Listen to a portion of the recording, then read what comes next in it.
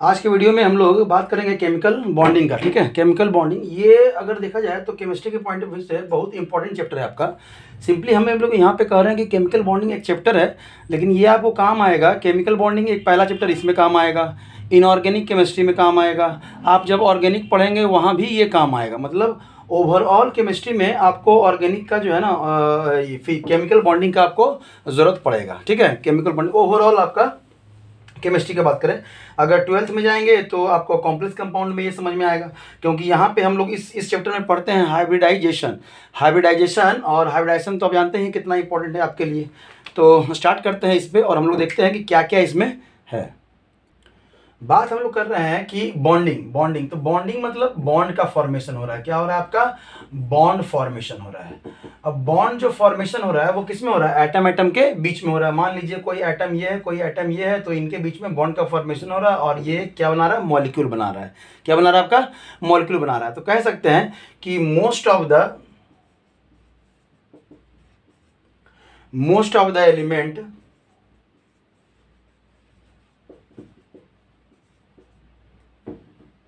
most of the elements present या exist in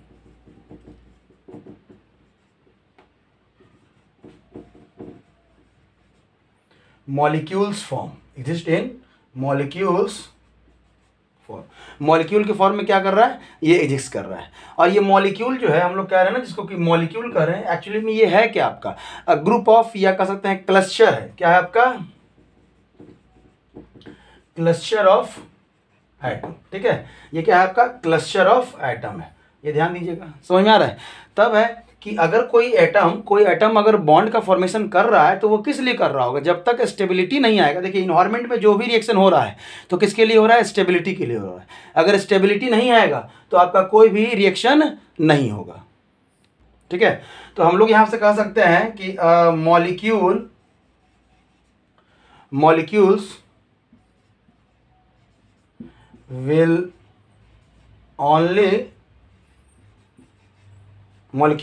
only form if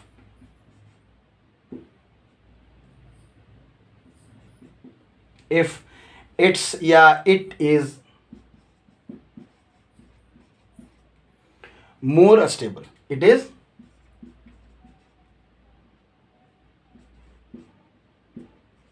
stable, और कह सकते हैं, या और नहीं कह सकते, एंड कहिए, has lower energy.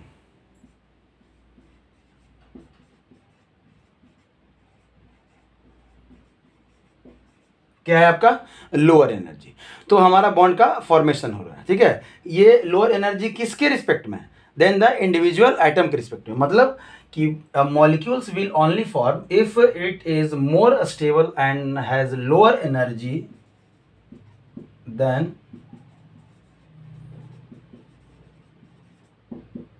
individual atoms। ठीक है, कोई दिक्कत? तो ओवरऑल है यहाँ पे। अब है कि कोई केमिकल बॉन्ड का फॉर्मेशन हो रहा है, मतलब हमारा स्टेबिलिटी के कारण हो रहा है। तो केमिकल बॉन्ड जो है बहुत तरह का बॉन्ड है, तो उस सारे बॉन्ड्स के बारे में हम लोग धीरे धीरे यहाँ पे हम लोग देखेंगे और एक एक करके उसको हम लोग डिटेल में चर्चा करेंगे। तब अगर हम लोग बात करें कि केमिकल बॉन्ड किसे कहते हैं, तो समझिएगा, ए फोर्स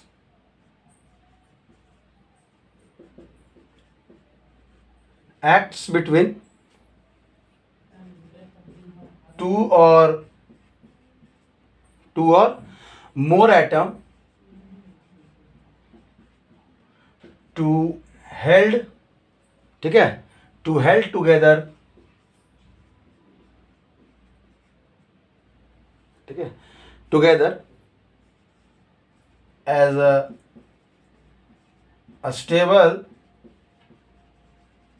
मॉलिक्यूल्स। ठीक है, स्टेबल मॉलिक्यूल्स के फॉर्म में आपका दो हेल्ड किया। जैसे मान लेते हैं कि ये एक मॉलिक्यूल है, ये एक मॉलिक्यूल है, तो इनके बीच में एक ऐसा फोर्स जो इन दोनों को क्या किए हुए, साथ में पकड़े हुए हैं, साथ में पकड़े हुए, क्यों, ताकि ये स्टेबिलिटी है। जैसे अगर इस पेन की बात करते हैं तो इसमें एक दो पार्ट है, एक ढक्कन है और आपका ये क्या है, पूरा पेन है। तो हम ये ढक्कन अगर इस तरह से छोड़ दें तो ये पेन क्या हो जाएगा, खराब हो जाएगा, मतलब ये बेकार हो जाएगा। अगर बात करते हैं तो इनके बीच में एक ऐसा फोर्स जो इन दोनों को क्या किए हुए, स्टेबल बनाए हुए, मतलब अगर ये इसके बिना बेकार है और ये जो है वो इसके बिना बेकार है, दोनों एक दूसरे के साथ है, तब इसका एक विशेष मतलब क्या कर सकते हैं, एक कैरेक्टरिस्टिक्स है जिसके कारण हम लोग इसको क्या करते हैं, यूज करते हैं। समझ में आया।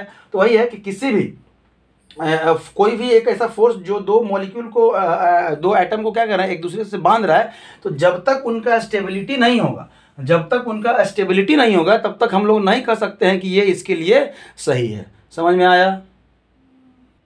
चलिए, तो दूसरे शब्दों में कह सकते हैं, दूसरे अगर हम लोग शब्दों की बात करें कि स्ट्रेंथ अगर हम लोग देखते हैं बॉन्ड का,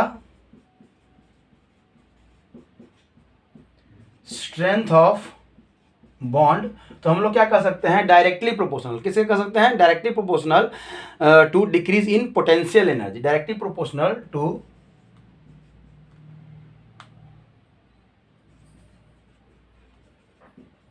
डिक्रीज इन पोटेंशियल एनर्जी। ठीक है, पोटेंशियल एनर्जी क्या होगा, डिक्रीज करेगा, तभी आपका बॉन्ड स्ट्रेंथ क्या हो जाएगा, बढ़ जाएगा, मतलब आपका जो बॉन्ड का जो स्ट्रेंथ है वो क्या हो जाएगा, ज़्यादा हो जाएगा। ठीक है, तब हम लोग कह सकते हैं कि जो मॉलिक्यूल है, अगर बॉन्ड एनर्जी क्या हो गया, कम हो गया, तो बॉन्ड स्ट्रेंथ क्या हो गया, ज़्यादा होगा, एनर्जी कम होगा, बॉन्ड स्ट्रेंथ ज़्यादा। अब बॉन्ड स्ट्रेंथ हम कह सकते हैं कि अगर हमारा बॉन्ड स्ट्रेंथ क्या है, ज़्यादा है, तो हम लोग क्या कह सकते हैं, हम लोग कह सकते हैं कि जो हमारा मॉलिक्यूल है वो क्या है, स्टेबल है। तो हम लोग कह सकते हैं कि बॉन्ड स्ट्रेंथ अगर ज़्यादा है तो हम लोग कह सकते हैं मोर स्टेबल मॉलिक्यूल्स। ठीक है, यहाँ तक में कोई दिक्कत। तब हमारा जो है ना, दो टाइप का बॉन्ड है, ओवरऑल जो हमारा बॉन्ड है वो कितना टाइप का है, दो टाइप का है। कौन कौन से टाइप है जरा हम लोग देखते हैं। केमिकल जो बॉन्ड है वो आपका कितना टाइप का है, दो टाइप का है। तो सबसे पहले कहते हैं हम लोग स्ट्रॉन्ग बॉन्ड है, और जो दूसरा है वो क्या है आपका, वीक बॉन्ड है। क्या है आपका, वीक। अब है कि स्ट्रॉन्ग बॉन्ड, और किसी को स्ट्रॉन्ग अगर हम कह रहे हैं तो किस बेसिस पे कह रहे हैं, किसी को वीक कह रहे हैं तो किस बेसिस पे कह रहे हैं। मतलब एक ऐसा बॉन्ड जिसमें जो उसका एनर्जी है वो 200 किलो जूल पर मोल, ठीक है, पर मोल से इतना रहे या इससे ज़्यादा रहे तो हम लोग क्या कहेंगे, स्ट्रॉन्ग बॉन्ड कहेंगे। तो कैसे कहेंगे स्ट्रॉन्ग बॉन्ड, हमको दिखेगा थोड़ी, वहाँ पे लेवलिंग थोड़ी लगा हुआ है कि यहाँ पे 200 किलो जूल पर मोल, मतलब जिसके बॉन्ड को तोड़ने में, मान लेते हैं, मान लीजिए कि हमारा क्या है ना, एक बॉन्ड बना हुआ है, हमारा क्या है, एक बॉन्ड बना हुआ है, इस तरह समझ लीजिए, दो मॉलिक्यूल आपस में जुड़ा हुआ है। अगर इसको खोलने में इतना जूल से ज़्यादा एनर्जी का हमको जरूरत पड़ा या इतना जूल एनर्जी का जरूरत पड़ा तो हम कहेंगे कि ये जो बॉन्ड है क्या है, स्ट्रॉन्ग है। जैसे एक सपोज कीजिए एक ये धागा बंधा हुआ है तो इसको हम लोग आसानी से क्या कर सकते हैं, खोल सकते हैं। एक ये भी धागा बंधा हुआ है, इस जितने आसानी से इस धागे को खोल सकते हैं उतने आसानी से इसको हम लोग नहीं खोल सकते हैं। तो कह सकते हैं कि ये जो है आपका क्या है, स्ट्रांग है, किसके तुलना में, इसके तुलना में। समझ में आ रहा है। तो मतलब जिसमें ज़्यादा एनर्जी लगा, जिसको तोड़ने में ज़्यादा एनर्जी लगा, वो बॉन्ड क्या है, स्ट्रांग है। तो यहाँ पर हम लोग वीक में कह सकते हैं कि 2 से लेके, अब देखिए ये जो हम लोग लिख रहे हैं कि 200, तो कहीं कहीं बुक में आपको थोड़ा सा ऊपर नीचे 10 किलो जूल ऊपर नीचे हल्का फुल्का वो रहेगा, तो उसकी टेंशन नहीं लेना है कि सर बता रहे हैं 200 किलो जूल, यहाँ दिया हुआ है 210 किलो जूल, सर बता रहे हैं 2 से 42 किलो जूल, यहाँ दिया हुआ है 5 से 40 किलो दिया हुआ है, या 10 से 50 दिया हुआ है। तो ये ऑन एन एवरेज की बात कर रहे हैं कि अगर इतना है, या समझ लीजिए कि 50 से कम है, 50 किलो जूल से कम है, तो वो बॉन्ड एनर्जी क्या है, जो बॉन्ड है उसका स्ट्रेंथ क्या है, कम है। समझ में आया। ठीक है, तब है कि इनका टाइप है। तो जो स्ट्रॉन्ग बॉन्ड है उनमें कौन कौन से आते हैं, इसमें आता है आपका आयोनिक बॉन्ड। क्या आता है आपका, आयोनिक बॉन्ड। पीरियोडिक टेबल में भी हम लोग चर्चा किए हैं कुछ कुछ बॉन्ड का। आयोनिक बॉन्ड वही बॉन्ड है, आयोनिक बॉन्ड, वहाँ पे हम लोग आयोनिक कंपाउंड कहते थे, कोवेलेंट कंपाउंड कहते थे। उसी कंपाउंड, कोवेलेंट कंपाउंड किस बॉन्ड से बना है, कोवेलेंट बॉन्ड से बना है। उसी बॉन्ड के बारे में हम लोग यहाँ पे पढ़ेंगे। तब क्या है आपका कोवेलेंट बॉन्ड। थर्ड नंबर में क्या है आपका कोऑर्डिनेट बॉन्ड, ठीक है। फिफ्थ नंबर में सॉरी हाँ थर्ड 4 नंबर में क्या है आपका, मेटालिक बॉन्ड, दिखिएगा ना, मेटालिक बॉन्ड। तब अगर वीक बॉन्ड की बात करते हैं तो वीक बॉन्ड में जो है हमारा 2 बॉन्ड है, ठीक है। पहला जो है आपका इसमें हाइड्रोजन बॉन्ड है, क्या है आपका,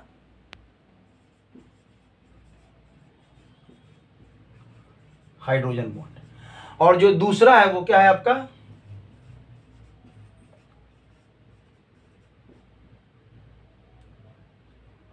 वंडरवाल्स बॉन्ड, वंडरवाल्स बॉन्ड, ठीक है। या वंडरवाल फोर्स ऑफ अट्रैक्शन भी कह सकते हैं। वंडरवाल फोर्स ऑफ अट्रैक्शन, चूंकि बॉन्ड बोल रहे हैं तो बॉन्ड बोल दीजिए। वंडरवाल फोर्स ऑफ अट्रैक्शन के कारण जो बॉन्ड है उसको हम लोग क्या बोल रहे हैं, वंडरवाल बॉन्ड बोल रहे हैं, ठीक है। चलिए, तब है कि इसी चीज से पहले अब है कि कोई केमिकल कॉम्बिनेशन हो रहा है तो क्यों हो रहा है, थोड़ा हम लोग उसको जानेंगे। तब हम लोग इसको धीरे धीरे हम लोग क्या करें, डिटेल में हम लोग देखते हैं। तब अगर बात करें कि कॉजेज है, कॉज क्या है आपका केमिकल कॉम्बिनेशन का, कि कोई भी अगर कॉम्बिनेशन हो रहा है तो उसका क्या कॉज है, क्या कारण है। तो जो सबसे पहला कारण है आपका वो है tendency to acquire minimum energy, ठीक है। Tendency to acquire minimum energy, ठीक है। कोई भी एटम अपनी मिनिमम, देखिए एनर्जी किसी भी स्थिति में खराब होता है। मतलब अगर हम लोग एनर्जी की चर्चा करते हैं कि एनर्जी, जैसे मान लीजिए कि आपके पास अभी कुछ नहीं है और एकाएक 10 करोड़ रुपए आ जाए, मतलब बहुत ज़्यादा एनर्जी, आप पागल हो जाएंगे, गाड़ी खरीदेंगे, ये वो दिस दैट, किसी को वैल्यू नहीं देंगे। कहने का मतलब एनर्जी किसी भी रूप में सही नहीं है। और कह सकते हैं कि अगर एनर्जी ज़्यादा हो जाए तो फिर वो स्टेबल कभी नहीं रह सकता है। जैसे समय से पहले, जैसे समझिएगा कि हम लोग अभी गार्जियन का बात क्यों मानते हैं, मान के चलिए गार्जियन की बात क्यों मानते हैं, क्योंकि उनके पास एनर्जी, वो पैसा दे रहे हैं हम लोग को पढ़ने के लिए, लिखने के लिए, खाने के लिए, पीने के लिए। तो हम लोग कह रहे हैं कि उनके जैसे ही बच्चे लोग जो है ना कमाना शुरू करते हैं ज़्यादा, तब क्या होता है, हम लोग अरे नहीं ऐसा नहीं, ऐसा होना चाहिए, ऐसा होना चाहिए। मतलब अभी क्या है ना कि हमारे पास एनर्जी आ गया, अभी क्या है, सिर्फ उनके पास एनर्जी था, अब हमारे पास भी एनर्जी आ गया है। तो हम लोग क्या होता है, हम लोग अपने बात को रखना शुरू करते हैं कि हाँ ऐसे होना चाहिए। लेकिन जब तक एनर्जी नहीं है तब तक हम लोग शांत थे और हर बात को मान रहे थे, हर चीज़ वे में कर रहे थे। लेकिन जैसे ही एनर्जी बढ़ गया तो वो कभी भी सही नहीं होगा अगर एकाएक एनर्जी आ जाए तो कह सकते हैं कि कोई भी आदमी, सोचिए ये नेचर हमको बतलाया है कि अगर आप स्टेबल होना चाहते हैं तो सबसे पहले आपको एनर्जी कम करना पड़ेगा। मतलब वो एनर्जी हमारे अंदर किस फॉर्म में है, हमें गुस्सा के फॉर्म में है। अगर गुस्सा कम हो जाए हमारा, हम स्टेबल हो जाएंगे। हमारा मतलब अगर एरिया कह सकते हैं कि अगर हम लोग बाउंड कर लें, समझ में आ रहा है। जैसे अभी बच्चे हैं, आप लोग पढ़ते होंगे तो मन करता होगा मोबाइल चलाएं, ये चलाएं, गैजेट वगैरह, ये होना चाहिए हमारे पास, वो होना चाहिए। ये सब क्या है, एनर्जी है, एनर्जी के रूप में आपके पास आ रहा है। अभी बताइए कि एनर्जी आपके पास आएगा तो आप अनस्टेबल होंगे कि नहीं होंगे, आपका एंट्रोपी बढ़ेगा कि नहीं बढ़ेगा, बढ़ेगा ही बढ़ेगा। तो वो स्टेबिलिटी चाहिए आपको अगर, तो जितना मिनिमम से मिनिमम एनर्जी रखिए। इसीलिए पुराने ज़माने में क्या किया जाता था, गुरुकुल में भेज दिया जाता था। राजा महाराजा का भी जो बेटा है वो क्या पहन के आता था, धोती पहन के जाते थे। कहाँ, गुरुकुल में। क्यों, क्योंकि वो सबसे मिनिमम एनर्जी में रहेंगे, और मिनिमम एनर्जी में रहेंगे तो वो क्या रहेंगे, स्टेबल रहेंगे। और स्टेबल मन से किया हुआ हर काम क्या होता है, अच्छा होता है, ठीक है। तो यहाँ पे tendency to acquire minimum energy. तब क्या है आपका, जैसे अगर टेंडेंसी टू का कोई भी अगर एटम है तो एक एटम ये है और एक एटम ये है, इन दोनों का मान लेते हैं न्यूक्लियस है, अभी पॉइंट के रूप में दिखला रहे हैं, छोटा है। तो ये दोनों एक दूसरे को क्या करेगा, अट्रैक्ट करेगा ना, ठीक है। एक दूसरे को क्या करेगा, अट्रैक्ट करेगा। और इन्हीं के अंदर जो इलेक्ट्रॉन है, ये इलेक्ट्रॉन और ये इलेक्ट्रॉन, अब इनका अच्छा थोड़ा सा और अच्छे से बना लेते हैं। मान के चलिए कि आपका ये न्यूक्लियस है और ये सेल है एटम का, और ये न्यूक्लियस है और ये एक सेल है। इसके पास क्या है, ये इलेक्ट्रॉन है, इसके पास भी क्या है, इलेक्ट्रॉन है। तो जो अट्रैक्शन हुआ तो न्यूक्लियस से, देखिए न्यूक्लियस का इसके इलेक्ट्रॉन से क्या होगा, अट्रैक्शन होगा। क्या होगा, अट्रैक्शन होगा। क्यों, क्योंकि ये पॉजिटिव और ये नेगेटिव। तो इसके इलेक्ट्रॉन से इसके न्यूक्लियस का अट्रैक्शन होगा। समझ में आ रहा है, ये दोनों क्या होगा, अट्रैक्शन होगा। तब रिपल्सन क्या होगा, तो ध्यान दीजिएगा, हम कलर चेंज कर दे रहे हैं। इसके न्यूक्लियस से इसके न्यूक्लियस का क्या हो जाएगा, रिपल्सन हो जाएगा। और इस इलेक्ट्रॉन का इस इलेक्ट्रॉन से क्या हो जाएगा, रिपल्सन हो जाएगा। मतलब समझ में आ रहा है, जो ब्लू कलर से है वो रिपल्सन दिखला रहा है और जो रेड कलर से है वो क्या है, अट्रैक्शन दिखा रहा है। अब जो ज़्यादा हो जाए, अगर अट्रैक्शन ज़्यादा हो जाएगा तो आपका बॉन्ड का फॉर्मेशन हो जाएगा इनके मॉलिक्यूल के बीच में, अगर रिपल्सन ज़्यादा हो जाएगा तो इनके बीच में बॉन्ड का फॉर्मेशन नहीं होगा। तो उसी को हम लोग समझाए हैं कैसे, कि कह सकते हैं कि अगर अट्रैक्शन की बात करें, अगर अट्रैक्शन का बात करते हैं तो वो डायरेक्टली प्रोपोर्शनल है किसके, एनर्जी के, 1/एनर्जी के। इसको पढ़िएगा, वही डायरेक्टली प्रोपोर्शनल अगर आप बोल रहे हैं तो 1/एनर्जी बोलिएगा। इसको ये मत बोलिएगा कि इन्वर्सली प्रोपोर्शनल टू एनर्जी, लिखेंगे ऐसे तो इन्वर्सली मत यूज कीजिएगा वर्ड, आप क्या बोलिएगा, डायरेक्टली प्रोपोर्शनल टू 1/एनर्जी। और जो एनर्जी अगर कम है तो स्टेबिलिटी क्या है, ज्यादा है।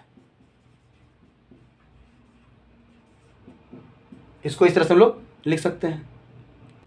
तब हम लोग यहां पे कह सकते हैं कि अगर हमारा अट्रैक्शन क्या हो गया, ज्यादा हो गया, अट्रैक्शन क्या हो गया हमारा, ज्यादा हो गया, किससे, रिपल्सन से, रिपल्सन से, ठीक है। अट्रैक्शन क्या हो गया हमारा, ज्यादा हो गया रिपल्सन से, तब क्या हो जाएगा इस कंडीशन में, बॉन्ड फॉर्मेशन।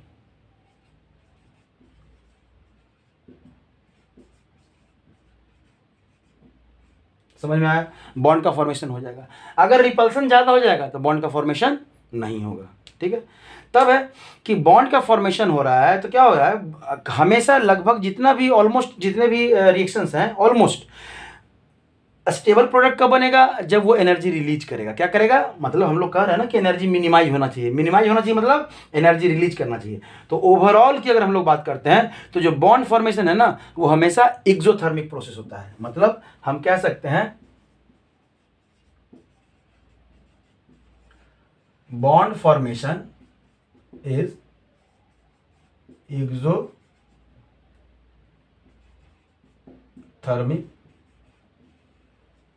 प्रोसेस, ठीक है। बॉन्ड फॉर्मेशन जो क्या है आपका, एक्सोथर्मिक प्रोसेस है। समझ में आया, ठीक है। आगे बढ़ते हैं हम लोग। दूसरा हम कह सकते हैं कि कोई भी एलिमेंट, कोई भी एटम जो है ना बॉन्ड का फॉर्मेशन कर रहा है, क्यों, तो tendency to acquires noble gas configuration. क्या होता है आपका, नोबल गैस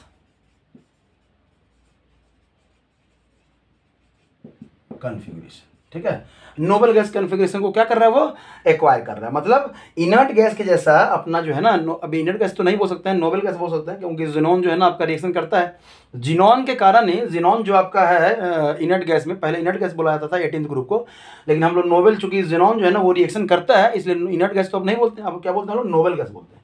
तो इसलिए जो टेंडेंसी है किसी भी एटम का, वो नोबल गैस के जैसा अपना इलेक्ट्रॉनिक कॉन्फ़िगरेशन, मतलब कि आउटर मोस्ट जो आपका सेल है, ये नोबल गैस कॉन्फ़िगरेशन मतलब क्या होता है कि जो आउटर सेल है, आउटर मोस्ट सेल है, इसको क्या करना होता है, फुलफिल करना होता है,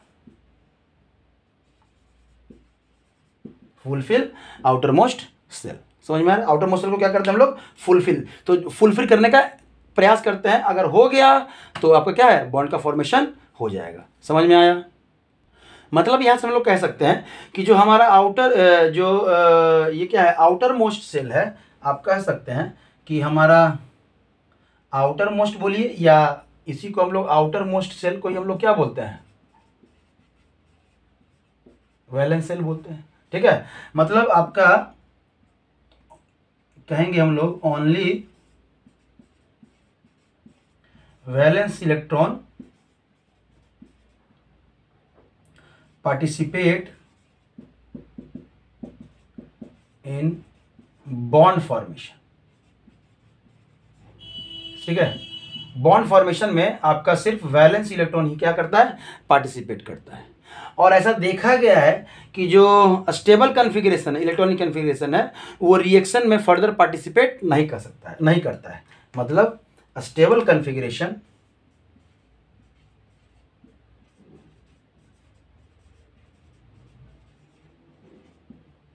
स्टेबल कॉन्फ़िगरेशन क्या कर सकते हैं, not participate in bond formation.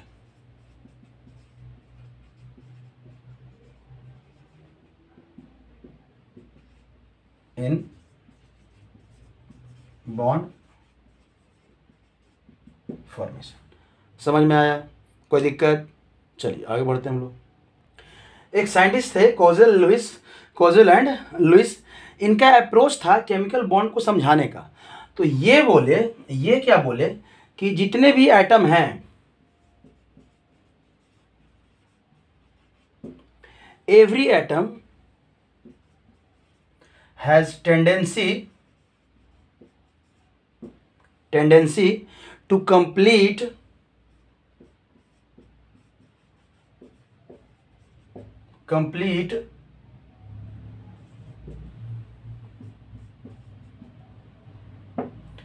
It's octet.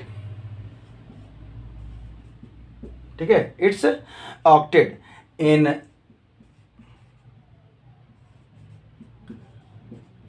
Outer most cell.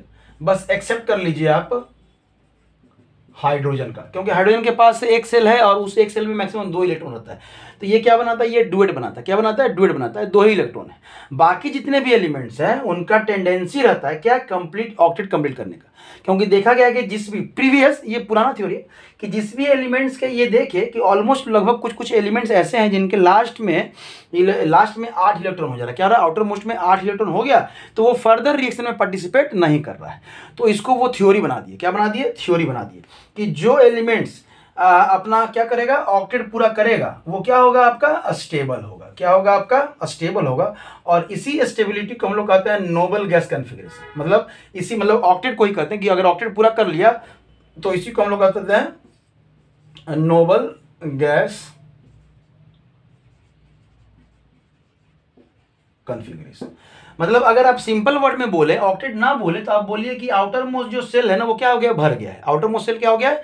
भर गया है, फुलफिल हो गया है। जितने भी जितना जरूरत था, मतलब मान लीजिए अगर किसी कोई एलिमेंट है, उसके लास्ट में कितना है? वैलेंस इलेक्ट्रॉन कितना है? 5 है। तो इसको 8 करने के लिए कितना चाहिए? 3 चाहिए। तो ये क्या कर रहा था? 3 इलेक्ट्रॉन ले लिया, 8 हो गया। तो इसका हम लोग वैलेंसी, हम लोग बेसिक केमिस्ट्री जब हम लोग पढ़ रहे थे तो वहां देखे थे कि आपका जो वैलेंस इलेक्ट्रॉन है और ये आपका वैलेंसी कितना हो गया इसका? 3, क्योंकि 3 इलेक्ट्रॉन क्या किया? ये गेन किया और क्या हो गया? 8 इलेक्ट्रॉन आ गया। अगर हम लोग देख रहे थे कि वैलेंस इलेक्ट्रॉन अगर किसी का मान लेते हैं 4 है, तो या तो ये लूज भी करेगा, नहीं तो गेन भी करेगा। अब लूज करे चाहे गेन करे, कितना इलेक्ट्रॉन लेगा? 4 लेगा या 4 देगा। तो इसका क्या हो जाएगा? 8 हो जाएगा। और ये वैलेंसी कितना हो जाएगा? 4। अगर किसी का वैलेंस इलेक्ट्रॉन 2 है, तो आप क्या कहिएगा? ये 2 इलेक्ट्रॉन क्या करेगा? लूज करके बना रहा था, लूज कर रहा था। तो इसका क्या है? इसका प्रीवियस, पीछे वाले का, मतलब आउटर मोस्ट सेल में या तो लूज करके या गेन करके आपको इलेक्ट्रॉनिक कॉन्फ़िगरेशन, मतलब उसका ऑक्टेट पूरा करना है। तो इस तरह का भी आपका हो सकता है। मान लेके चलिए 2 8 2, मान के चलिए ये मैग्नीशियम है, तो इसके आउटर मोस्ट में अब 2 इलेक्ट्रॉन है, इसको चाहिए 6 इलेक्ट्रॉन 8 करने के लिए। ये क्या करता है? 2 इलेक्ट्रॉन क्या कर देगा? लूज कर देगा। अब जो लूज कर दिया, तो अब इसका आउटर मोस्ट कौन हो गया? ये हो गया। और आउटर मोस्ट में कितने इलेक्ट्रॉन है? 8 इलेक्ट्रॉन है। तो ये देखे थे कुछ एलिमेंट्स के कि जिनका भी 8 इलेक्ट्रॉन हो रहा है वो स्टेबल है, तो उसको क्या कर दिए? ये थ्योरी बना दिया। और कह सकते हैं ये उस समय की बात है जब हमारा केमिस्ट्री ज़्यादा डेवलप नहीं हुआ करता था। ठीक है, क्योंकि फ्यूचर में बाद में कुछ ऐसे एलिमेंट्स भी है, ऐसे भी एलिमेंट्स है जिनका ऑक्टेट क्या है? 8 इलेक्ट्रॉन से कम है और 8 इलेक्ट्रॉन से ज़्यादा है। तब इनके स्टेबिलिटी के लिए कि ऑक्टेट रूल, या कह सकते हैं कि नोबेल गैस कॉन्फ़िगरेशन के लिए सम एलिमेंट्स कह सकते हैं, एलिमेंट्स क्या कह सकते हैं? Gain electron. और सम एलिमेंट्स क्या होता है आपका? Loose electron. मतलब कुछ एलिमेंट जो है ना, इलेक्ट्रॉन लूज करके स्टेबल कॉन्फ़िगरेशन गेट करते हैं, कुछ इलेक्ट्रॉन गेन करके और कुछ इलेक्ट्रॉन लूज करके। समझ में आया? ठीक है। तब है कि ऐसे भी एलिमेंट्स हैं जिनका कि ऑक्टेट आपका पूरा नहीं हो रहा है, इन द सेंस कि ज़्यादा है या कम है। ठीक है, यही लॉ दिए कौन? तो कोजेल लुइस दिए। मतलब जिस भी एलिमेंट्स का टेंडेंसी रहेगा 8 इलेक्ट्रॉन गेट करने का उनके आउटर मोस्ट सेल में, मतलब टेंडेंसी क्या कहते हैं? Tendency of atom to get 8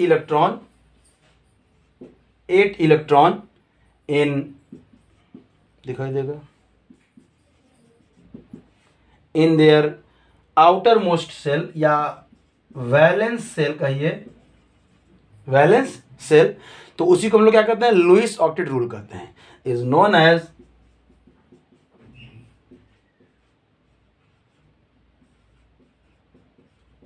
Lewis octet rule. ठीक है, लुईस ऑक्टेट रूल कहते हैं। समझ में आया? चलिए, तो कुछ तो एलिमेंट्स हैं जो आपका ऑक्टेट रूल फॉलो कर रहा है, लेकिन कुछ एलिमेंट्स है जो नहीं फॉलो कर रहा है। जैसे अगर हम लोग बात करते हैं मीथेन की बात करें, तो इसका ये डुएट बन गया। चलिए एक्सेप्शन था, मान के चलिए कि इसका डुएट बन गया, इसका डुएट बन गया। और अगर कार्बन का देखें तो इसका क्या हो गया, ऑक्टेट पूरा हो गया। और ये स्टेबल कन्फिगरेशन है, ये क्या है आपका CH4 है। लेकिन अगर यही हम लोग बात करें बेरियम क्लोराइड की, अगर BeCl2 की बात करें, तो Be के पास कितना आउटर मोस्ट में 2 इलेक्ट्रॉन, ये क्लोरीन के साथ आपका क्या करिएगा, बॉन्ड बनाएगा, तो क्लोरीन के पास 3 लोन पेयर भी बचेगा। अब अगर हम लोग देखें तो क्लोरीन का तो ऑक्टेट पूरा हो गया, यहाँ से इस क्लोरीन का भी ऑक्टेट पूरा हो गया। लेकिन अगर इसकी बात करें तो इसके पे कितना है, 4 ही इलेक्ट्रॉन है। इसके पास बेरिलियम के पास कितना है, 4 इलेक्ट्रॉन है सेंट्रल एटम के पास, 8 तो है नहीं। तो इस तरह के एलिमेंट्स को हम लोग क्या कहते हैं, इलेक्ट्रॉन डेफिशिएंट कहते हैं। क्या कहते हैं, इलेक्ट्रॉन डेफिशिएंट कंपाउंड कहते हैं। ठीक है, इलेक्ट्रॉन डेफिशिएंट कंपाउंड कहते हैं। समझ में आया? कुछ एलिमेंट्स जो हैं जिनका कि क्या है, 8 से ज़्यादा है, किनका क्या है, 8 से ज़्यादा। जैसे अगर हम लोग फास्फोरस PCl5 की बात करते हैं, PCl5 की बात करते हैं, तो ये फास्फोरस 1 2 3 4 और 5, यहाँ पे क्लोरीन आप लगा दीजिए और क्लोरीन का आप बॉन्ड बना दीजिए।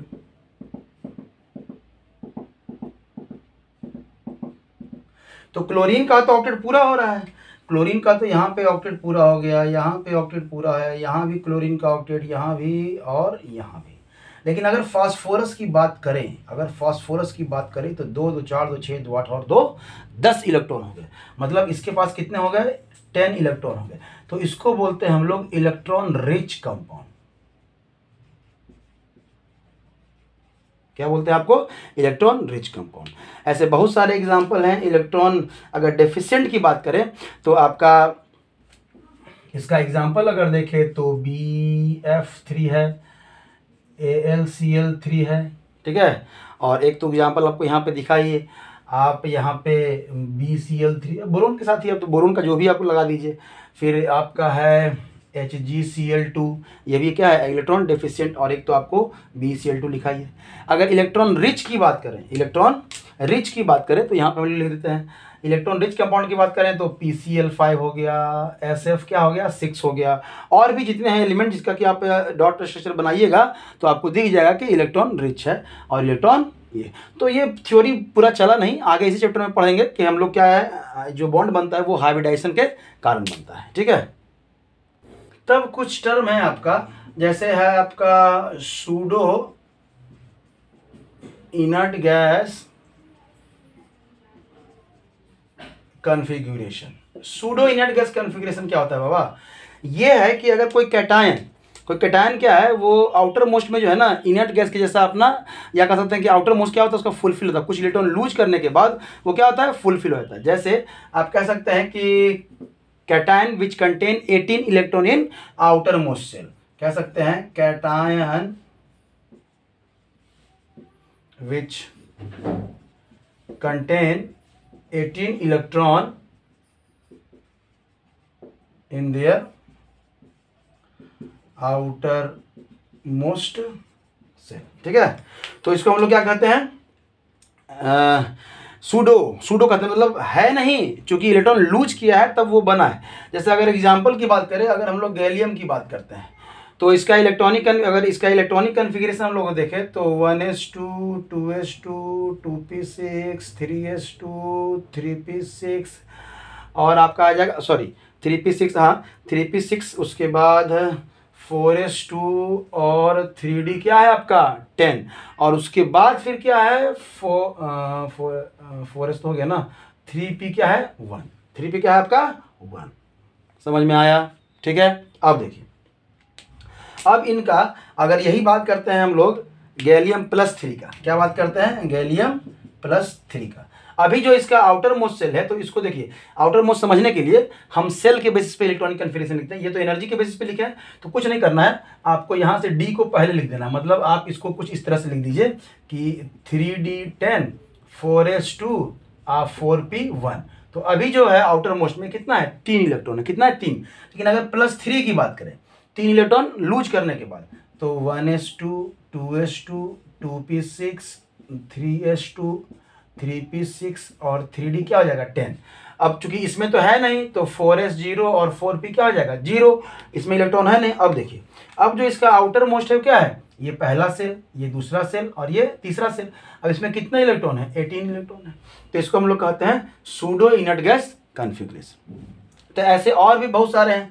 जैसे अगर आप बात करते हैं कॉपर प्लस का, आप इसी के नीचे Ag+, आप जिंक +2 की बात करें, इसी के नीचे कैडमियम +2 की बात करें, आप Sn4+ की बात करें, Sn+4 या 4+ की बात करें, या Pb+2 की बात करिए, जितने भी कैटायन हैं इन सब का क्या है, सूडो गैस कॉन्फ़िगरेशन है। सूडो मतलब होता है फॉल्स। लग रहा है कि इनर्ट गैस कॉन्फ़िगरेशन है, लेकिन एक्चुअली में है नहीं। समझ में आया। तब कुछ ऐसे भी एलिमेंट्स हैं जिनका ऑड इलेक्ट्रॉन है, उनके मॉलिक्यूल में क्या है, ऑड इलेक्ट्रॉन है। तो इसमें हम लोग कहेंगे कि ऑड इलेक्ट्रॉन की बात करें तो जो मॉलिक्यूल है,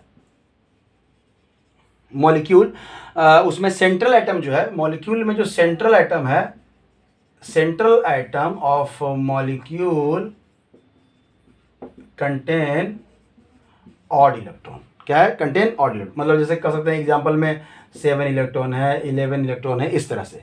तो इसका जो एग्जांपल है सीधा आपका NO है, आपका क्या है NO2 है, आपका क्या है ClO2 है, ETC ऑलमोस्ट। तो कुछ ऐसे एलिमेंट्स मिले जिनके आपके ऑड इलेक्ट्रॉन भी हैं, कुछ ऐसे मॉलिक्यूल्स भी हैं जो pseudo electronic configuration inert gas configuration show करते हैं, कुछ ऐसे भी हैं जो ऑक्टेट रूल भी शो करते हैं, कुछ ऐसे हैं जो ऑक्टेट रूल फॉलो नहीं करते हैं। ये रहा आपका बेसिक मतलब कॉन्सेप्ट किसका, केमिकल बॉन्डिंग का। स्टार्ट किए हैं, कोशिश कीजिएगा इसको भी अच्छे से समझने के लिए। यहाँ से स्टार्ट, बहुत सारे बच्चे जो है ना इस चीज़ को स्किप करते हैं। स्किप करेंगे तो फिर ये सारे पॉइंट जो है ना आपको छूट जाएंगे, और बाद में कुछ ऐसा थ्योरी आया कि इनका ज़रूरत है, इनका समझना है आपको, तो वहाँ पे आप गड़बड़ में पड़ जाएंगे। पहला लेक्चर है केमिकल बॉन्डिंग का, ध्यान से पढ़ें। अगले वीडियो में हम लोग मिलेंगे। Thank you.